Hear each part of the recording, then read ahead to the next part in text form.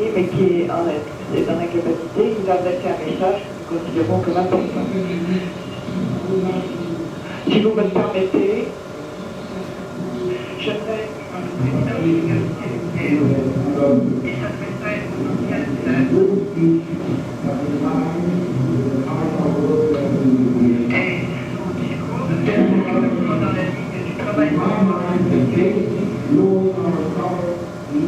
du travail of questions started during the second session are: 1. The intensification, extension, and prolongation of the war in Indochina, which, for example, has been expressed in the invasion of Laos and the renewed prompt attacks of the Democratic Republic of Vietnam. 2. The Vietnamization and the so-called pacification policy with special attention to the search and destroy mission, mass deportation, and massacres. 3. The conditions in refugee and concentration camps, as well as in the prison and city slums in South Vietnam, Laos, and Cambodia. 4. The effects of the chemical warfare, primarily those concerning malformation of the newborn children, miscarriages, and stillbirths. 5. The principles involved in the question of responsibility for crimes committed by the United States and allies against the Indo-Chinese states. 6. The prerequisites for a cessation of the U.S. grants in Indochina. 7. The establishing of an international panel of lawyers to render legal aid to American soldiers and officers who are prosecuted or threatened with prosecution for refusal to obey illegal orders.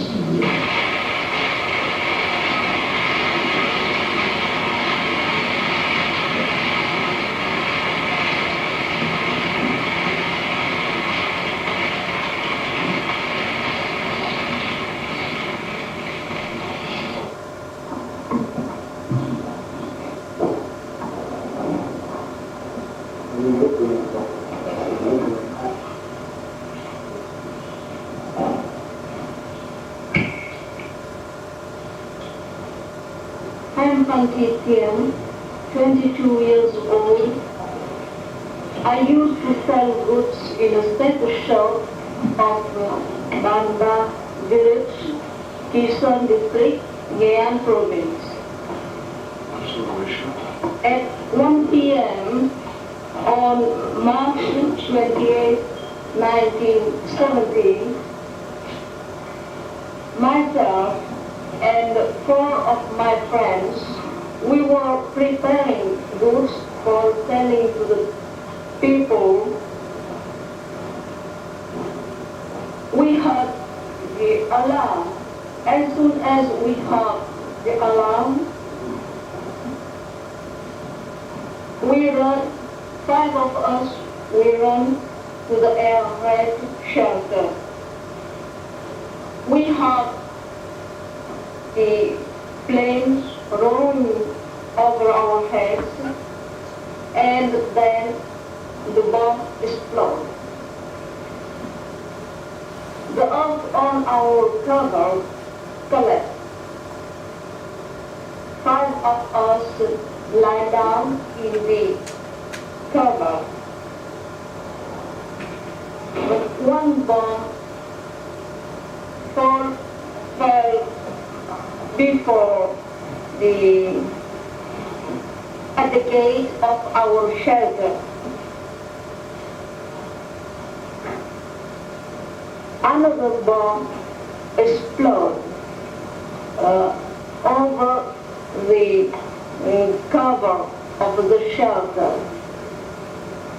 As I told you, the earth on the cover has collapsed.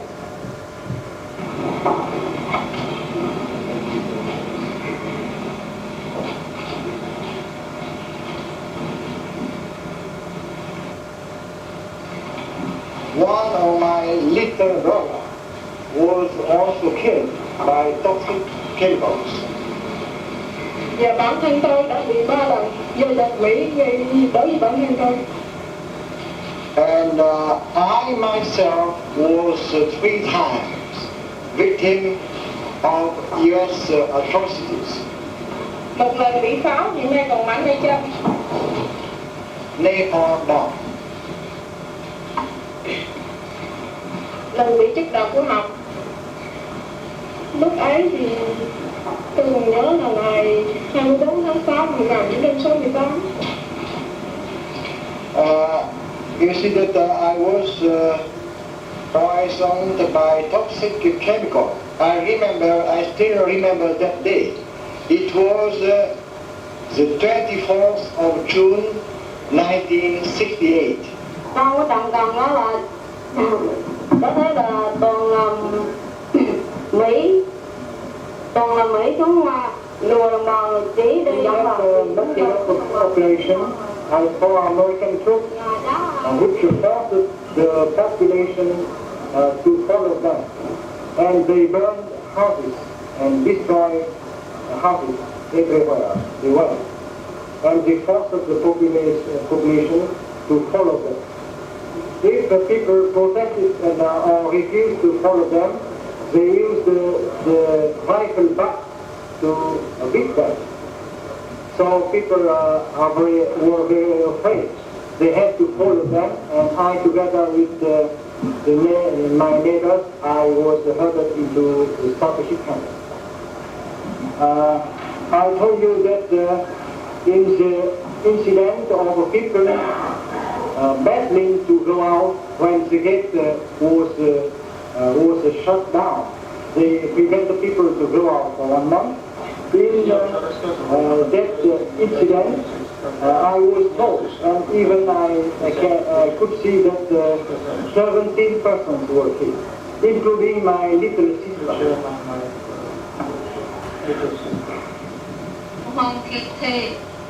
And your age?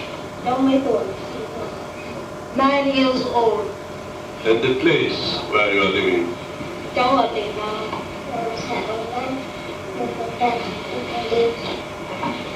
I am from Quang Văn village, Quang Trạch district, Quang Binh province. Con gặp 3 cháu bị thương, 4 cháu bị bỏng, chân nặng, cháu mất đi, cháu không biết gì, cái chuyện gì, rồi cháu đang đứng ở viện, đang chờ 3 năm rồi, trước đây cháu bị At 9 a.m. on September the 10th of 1968, I was at school with my friends. 10 American planes came to bomb my school, and my school was set afire. Some of my friends were killed and or wounded.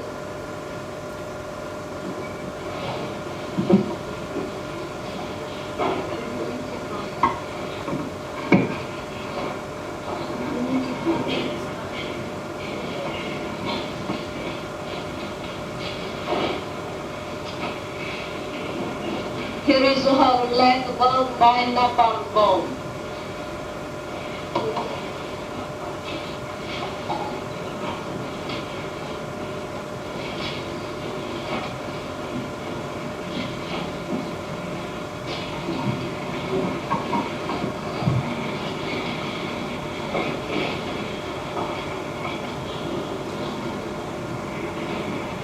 I'm at afraid most members of the Commission cannot see. Could you put her on this side too?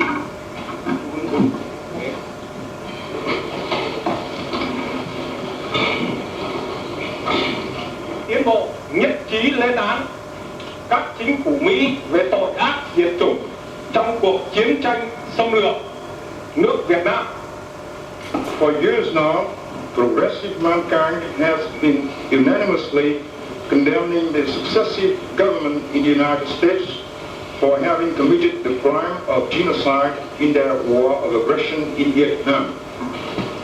Cũng năm 1965, đế quốc Mỹ đã dùng loại bom nguyên quả nước tên gọi là CBU-46.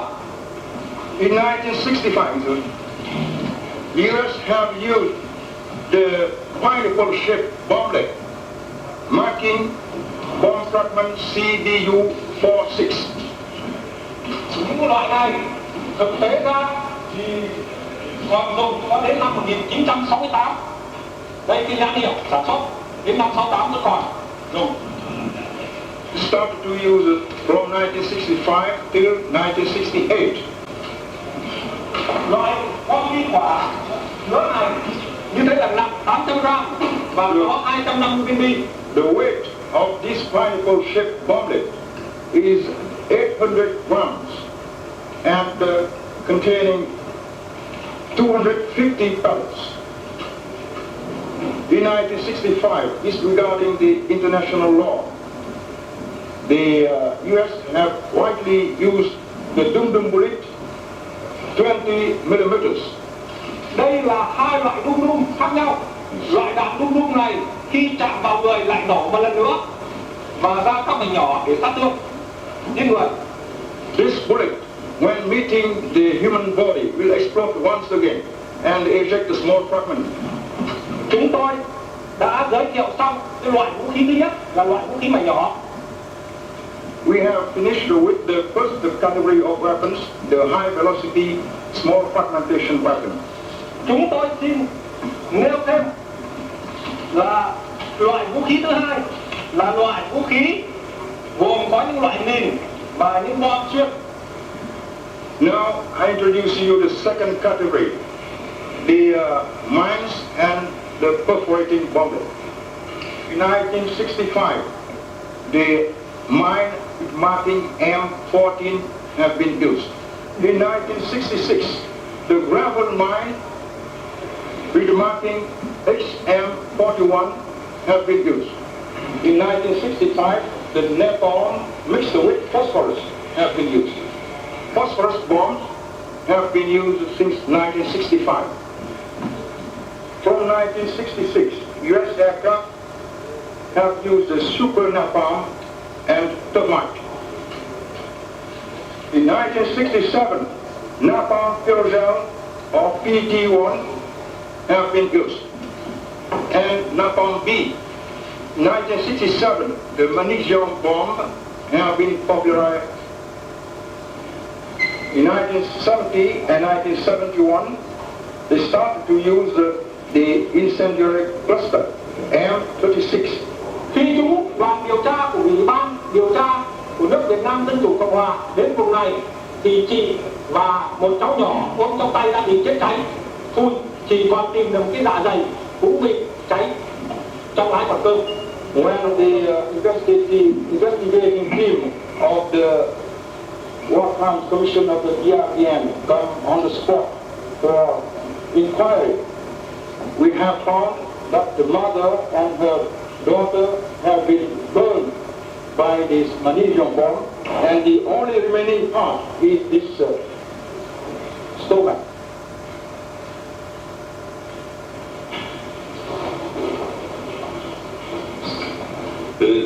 You are Madame Sida. She is Madame Sida, and translator. Yes. Is this your only name? Sida, yes. Yes. The only name. The only name, Yes. Sida. And the age, may I ask for it? 24.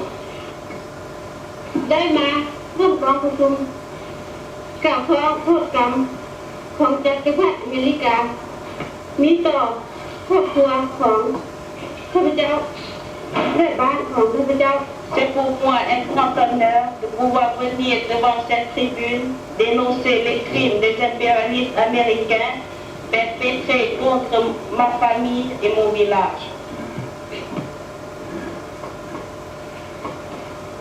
I'm Randy Floyd. I was a former Marine Corps pilot. During all my military training as an enlisted man, as a cadet, and as an officer, immediate and explicit obedience to all orders was stressed. During my 3.5 years in the military prior to going to Vietnam, never was there any discussion of what constituted legal or illegal order. All orders were considered legal. There was never any instruction given us regarding Geneva Conventions, the Hague Conventions, and Nuremberg Principles of the United Nations Charter or any other international documents on the conduct of war. At no time were we instructed how to treat prisoners of war. A great deal of time was spent discussing the possible occasion of our capture. We listened to tapes of Americans who had been POWs in North Korea. We saw films and discussed at great length the code of conduct which was instituted for the military after the so-called or quote disgraceful and traitorous conduct of many of the men in Korea, the ones that cooperated with the North Koreans, the ones that wished to stay behind after the others were repatriated. Many gruesome stories were told us about the barbarism of the Oriental people and how we would be tortured if we were ever captured. We were told nothing about the Vietnamese culture or religions. We were told one thing that I can recall about Vietnamese people, that was not to pat a Vietnamese child on the head because the head was considered a sacred part of the body. And another instructor at the same time told us that that was unnecessary because it didn't mean that much. My name is Kenneth Campbell. I'm 21 years old. I was a corporal in the United States Marine Corps. My job was an artillery scout observer. I entered the Marine Corps and I went to boot camp. And here again they used this patriotism, the supreme authority, and the idea of questioning your manhood and the use of pride in the Marine Corps to get you to think their way. Again in boot camp, this racism came across. We constantly referred to the Orientals as gooks. Nobody in boot camp called them Vietnamese. This was standard procedure to call them gooks. I'd like to point out that the training people in Marine boot camp are not officers. They are non-commissioned officers, enlisted men, most of whom have served in Vietnam. There are very few officers in boot camp, and you seldom, if ever, see them. At times, during my boot camp experience, we were briefed on the Geneva Convention. But I say again, we were briefed on the Geneva Convention. But the only briefing we got was if we were captured. And they told us what to say and what not to say. That was the extent of our training in the Geneva Convention. From there, I went on to FO school. That's where I was trained to be a forward observer for the artillery. There they taught me a certain pride in using artillery, a pride in its destruction, potential, a pride in the power of being able to kill and destroy massively with artillery. They also used an incentive of rank. They said you can make rank very fast in artillery. I went to Vietnam in February of '68, where I was given the opportunity to use this great power, this mass destructive power that I was taught to use. And that's where I saw the racism being put into effect. where American troops threw sea ration cans at little kids, little Vietnamese children who were begging for food. They would not throw them to them, they would throw them at them. And some of these cans weigh quite a bit with the food in them. I went to Phu Bai, where I met my officer that was in charge of my team, my forward observing team. He was a lieutenant. I also listened to my peers, other forward observers who had been in Vietnam for several months. And my unit had just come back from the Hue City, the Tet Offensive Hue City battle. They told me with great pride the destruction they had caused with artillery.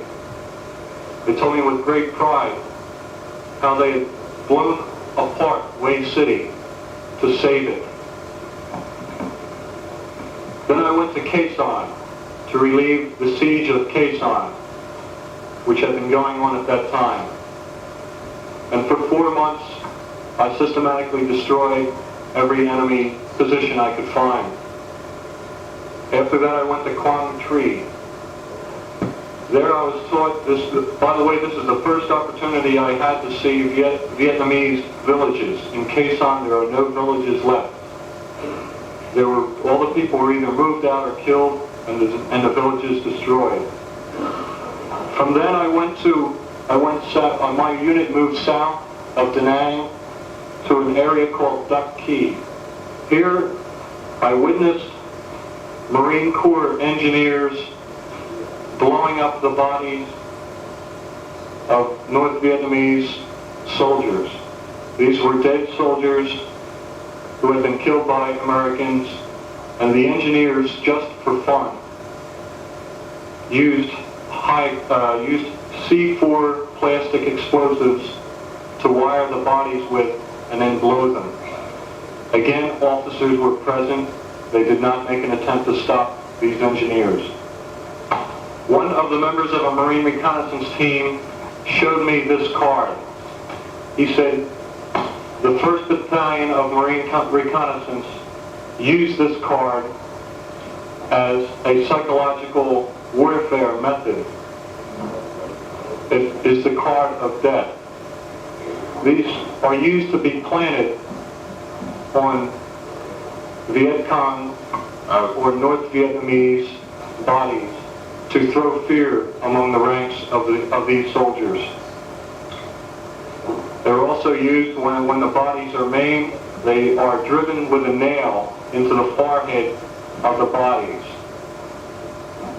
Most people know there's a great amount of emphasis in the Army, and especially in Vietnam, on body count. The whole structure of the Army in Vietnam, the whole basis of our involvement there and evaluating whether we are winning or losing is whether or not we can destroy 10 times as many people as we lose ourselves. And so there is a great amount of pressure, a great amount of emphasis on body count, and no one really seems to care where the bodies come from. And it's interesting to note that in the official press release out of Saigon, that this body count had been inflated to 21. Obviously there were more people killed than that, but what I'm trying to say is the fact that we called in 13, and somewhere along the line they added 8 more bodies to make it look good. Anyhow, the next day, the whole platoon went back through the village. For what reason, I don't know, but we went through the village. I guess the platoon leader wanted to survey the damage that was done.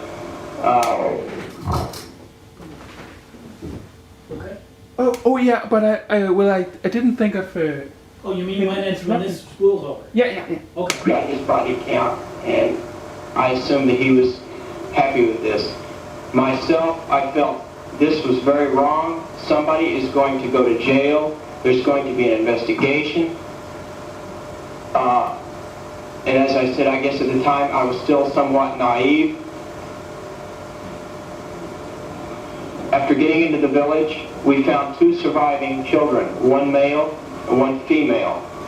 The female was, I believe, was wounded, so we called the medical evacuation helicopter and had this girl evacuated. The boy we had with us,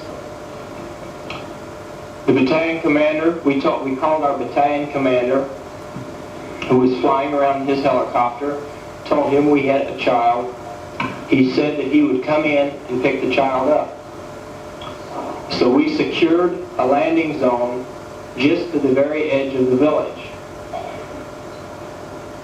The battalion commander flew over the village very low, circled around, and came and landed right next to the village. He got out of his helicopter and walked over to the edge of the village. Now, from where he was standing, I'm almost sure that he could see some of the bodies. If he couldn't see them, he could have smelled them because the stench was unreal. He stood there and talked with our platoon leader for a while, and he had the child in his arms. He got back in his helicopter and left. I really felt that there was going to be something done about it. There was going to be some legal action taken. To this day, there hasn't been anything done about it. Everyone in my chain of command already knew about this incident. And since they didn't do anything about it, and since a great amount of emphasis among GIs, the rank and file GI in Vietnam, is survival, don't make trouble, just stay out of trouble so you can go home. I didn't feel that there was anything I could do. My squad leader knew about it, he participated in it. My platoon leader knew about it, he participated in it. My battalion commander knew about it. And a Spec 4 in the Army doesn't just walk up to a general somewhere and ask to file charges. I really felt that I didn't have any means of recourse. It was also so emotionally upsetting for me to have seen and been a part of something like this that I completely suppressed this in my mind. I could not admit to myself what had happened. But the reality of what I saw there that day is the fact that that is the war in Indochina. I had been waiting for the war to start. I had been waiting to see the quote enemy, and not until that day, and not since then, not until that day did I realize that we are not only destroying, as a matter of policy, the armed liberation troops, but we are destroying men, women, and children as a matter of policy. In early 1964, President Johnson gave up on Kennedy's idea of counterinsurgency, that is to win the hearts and minds of the Vietnamese or all the Indo-Chinese people. The logical conclusion to this is if you give up on people as an ideological target, they logically become a physical target.